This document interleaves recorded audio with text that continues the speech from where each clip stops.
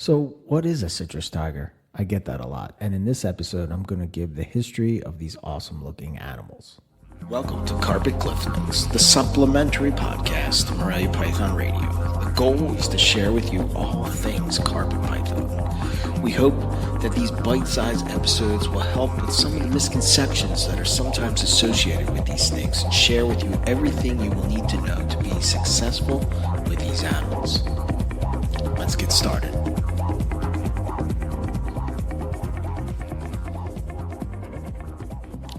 Welcome to another installment of Carpet Cliff Notes. This is episode 4, and we're talking about the history of the citrus tiger.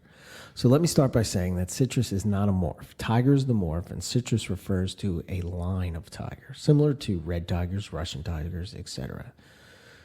So let's go back to the beginning. We've talked about what is the difference between a tiger and a stripe on previous episodes of NPR.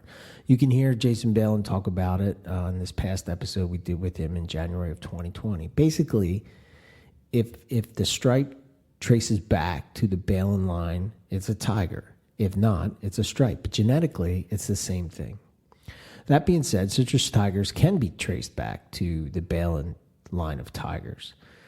Jason bred tigers, and Anthony Caponetto bought one from him, from AC Reptiles. If you remember back in the day, he had this amazing looking tiger on his website. Very nice yellows, awesome striping. And at the time, I think him and Will Bird were doing some joint pairings. And Will wanted some of these, what were called HCQ tigers. HCQ was a line that was supposed to be coastal carpets that were called high contrast Queensland coastals, aka HCQ, but that's for another episode. Anthony had an HCQ that he bred with that crazy tiger.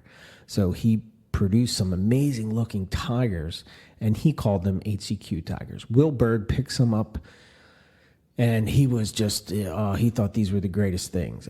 So he had some of these HCQ tigers from Anthony. And at the time, back then, there was actually 2 carpet python forums. You hear people talk about Morelia pythons, but there was another one, and it was called carpet pythons. And Anthony Caponetto was running that one. Anthony Caponetto at the time was a web designer, and he was real good with websites, which is why his website was so good and a go-to for a lot of carpet python enthusiasts back at this time. So it was like sometime between 06 and 09 is when this project was going in full force. And I believe he also was involved in Will Bird's website as well. And I guess they were pretty cool friends. Anyway, back on track. Let's talk about the origins of the project. So it started with Will Bird. Will Bird is a carpet python breeder. He's kind of under the radar. Probably, I would say maybe after 2013, 2014, he just kind of you don't see him much. I guess when the forums kind of went away, he kind of does his thing, but he still breeds snakes, and he's an awesome guy. But it started with Will. Will picked up this carpet that he got from Brian Taylor, a.k.a. BT, from Reptile Radio, which actually was the inspiration for Morelia Python Radio. So Brian was a purist and mainly worked with the Van den Vetter line of jungle carpets. He picked them up from a breeder. Her name was Jane McPherson. Jane also sold BT an animal that she labeled as a reduced pattern jungle carpet. However, BT started posting up this snake on Morelia Python forums, and people told him that it was a coastal and not a jungle. At the time, Jags were big bucks, and besides people crossing diamonds and jungles, there wasn't a ton of people breeding for morphs and stuff, but there were carpets that fell into the questionable category, and this is one of them. Also, at the time, there wasn't much understanding of the carpet complex like we see today. So it was yellow, it was a jungle.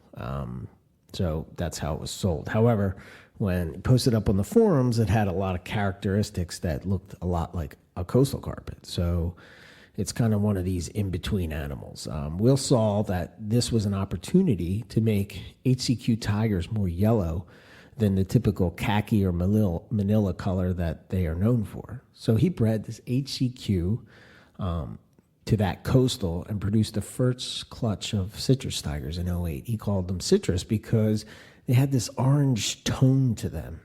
It was just a way of differentiating one from the other. This was around the same time that I started getting heavy into carpets. I went to his site, Will Bird's site, and I saw these citrus tigers, and I had to have them. So I bought a pair in '09 for $1,500. So this was the second clutch that Will did. This is my original pair, and the female is the one that I produced all my citrus tiger het albinos, other morphs, and straight citrus tigers. There are a few other people out there that pick some up, but after I got the pair, I grabbed all the others that he had, which I believe was 2.3. They were not as striped, but amazing color. Some had stripes starting, but not 100%. I was excited about this project. That when Will went, I just had to have the best that I could of these tigers. So Will bred them again in 2010. I bought pretty much the entire clutch. He held back a few. I got the rest. On a side note, he lost some of his holdbacks, and he's not in the project anymore. This is why it's so important to hold back some for your future breeding stock. It's kind of important because if you think that you're going to have, these are animals and things can happen, and you got to be prepared for that, and especially a project like that. It was a funny side note at the time that Owen was also checking out the citrus tigers, and we didn't know each other at the time. And Will had a system on his site that when you bought an animal from him, he put a thank you and on the picture and put your customer's name. So Owen was trying to figure out who the hell this Eric Burke guy was, and he was ready to kill me. But back on track, my plan was to refine the striping from the original line and also breed these into other morph projects like albino. My thought was that because they had such high contrast that it would translate into an amazing striped albino, like would blow your socks off. Besides keeping the line going, this was one of the main goals that I had with the project. So to date, I've bred citrus tiger to citrus tiger. I've bred citrus tiger to Ted Thompson line of tigers. I bred citrus tiger to albino. I bred citrus tiger to super caramel zebra jags. I bred citrus tiger to caramels, and I also bred citrus tiger to granite jags. Now, a lot of those hets for the albino and the granite stuff are coming up to size, so we should see something out of that sometime in the near future. I've held back a lot of these. I've sold a select few to close friends and stuff. But the breakdown from what I've seen is that if you produce tigers that are bright, but they seem to be more jungle look with deep black, and you also have this look where, which is what I consider what Will would call the citrus tigers, that they have like this orange tone overall to the color. The sides have like this gray, bluish type of hue to them in the saddles, and it sort of like outlines the portholes that are a different color of more of like a yellow type of color, and it's outlined in black.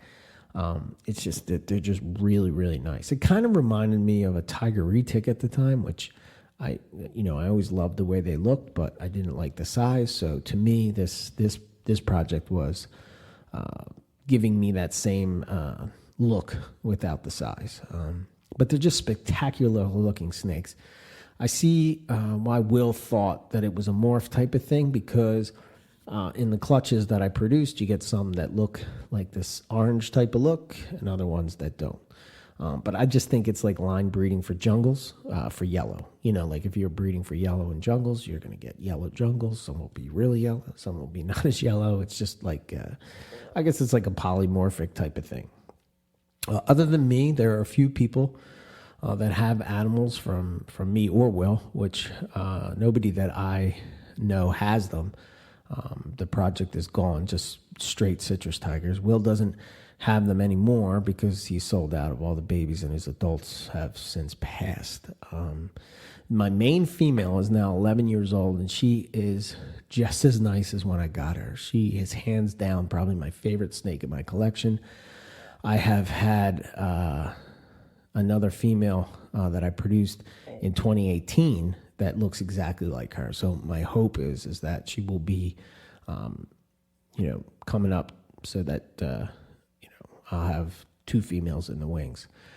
This is the first shot. This season is the first shot for me to produce the albino citrus tiger. There's a few other. I think there's 3 other people. There's Riley Jimison, and there's also actually there's just 3 people that can do it. Me, Riley, and Chris Salemi are the and Owen McIntyre. He's also, I don't know if he's putting his together or not,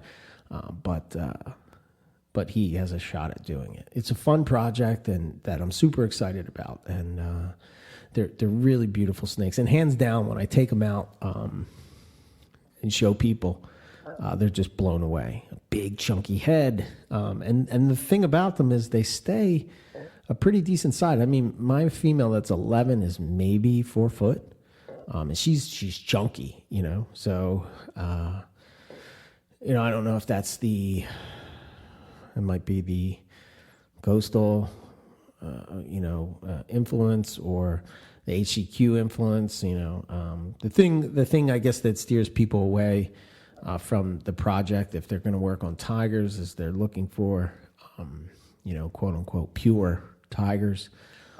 There's the 2 animals that are questionable in lineage. You got the HCQs, which are somewhat questionable on the purity, and then you have that one that was sold as a jungle, but was referred to as a coastal. Now, I put a little blog up over on MoreliaPythonRadio.net, and you can see some of the pictures and of what I'm talking about. But it's an amazing project, and I don't know. Hopefully, I will have some to eventually sell in this upcoming 2020 breeding season. So if you know me, if you know EB Morelia, you know how much I love the citrus tigers.